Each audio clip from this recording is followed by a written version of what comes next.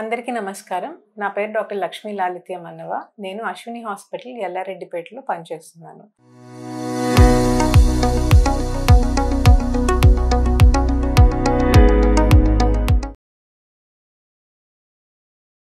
Delivery అయిన తర్వాత తల్లిపాలు బిడ్డకివ్వడం ఎంత ఇంపార్టెంట్ అనేది దాని గురించి మనం మాట్లాడుకుందాం. జనరల్‌గా ఏంటంటే బేబీస్‌కి తల్లిపాలు తప్ప ఏమీ పట్టకూడదు అని చెప్పి మేము అడ్వైస్ చేస్తూ ఉంటాం.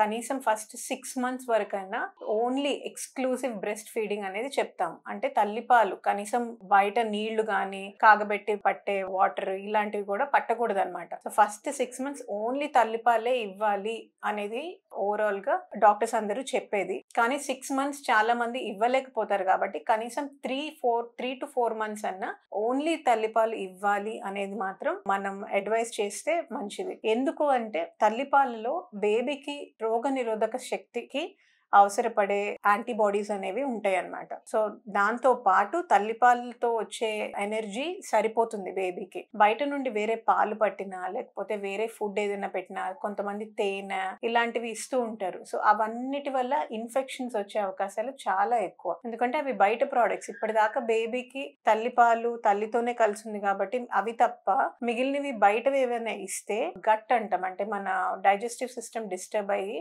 దానివల్ల రకరకాల ప్రాబ్లమ్స్ వచ్చే అవకాశాలు ఉంటాయి. కొంతమంది పిల్లలకి తల్లిపాలు పడవు. అలాంటి వాళ్ళకి మాత్రం ప్రిస్క్రైబ్డ్ గా మెడిసిన్స్ ఇస్తారు. పీడియాట్రిషియన్స్ సోయా మిల్క్ అని, సోయా పౌడర్ తో చేసే మిల్క్ అవి ఇస్తారనమాట. వాళ్ళకి లాక్టోజ్ ఇంటాలరెన్స్ అంటారు కొంతమంది పిల్లలకి. అలా ఉన్న బేబీస్ కి మాత్రం డాక్టర్ ప్రిస్క్రైబ్ చేసిన పౌడర్స్ మాత్రమే ఇవ్వాలి. మీకు మార్కెట్ లో చాలా రకాల పౌడర్స్ ఉంటాయి, కానీ వాటిలో షుగర్ కంటెంట్ చాలా ఎక్కువ ఉంటుంది. అంత చిన్న బేబీస్ కి అంత షుగర్ కంటెంట్ ఇవ్వడం కూడా మంచిది కాదు. తర్వాత పోను వాళ్ళు గ్రో అయ్యేటప్పుడు రకరకాల సమస్యలు వచ్చే అవకాశాలు ఉంటాయి. సో ఎక్స్క్లూజివ్ బ్రెస్ట్ ఫీడింగ్ అనేది చాలా చాలా ఇంపార్టెంట్.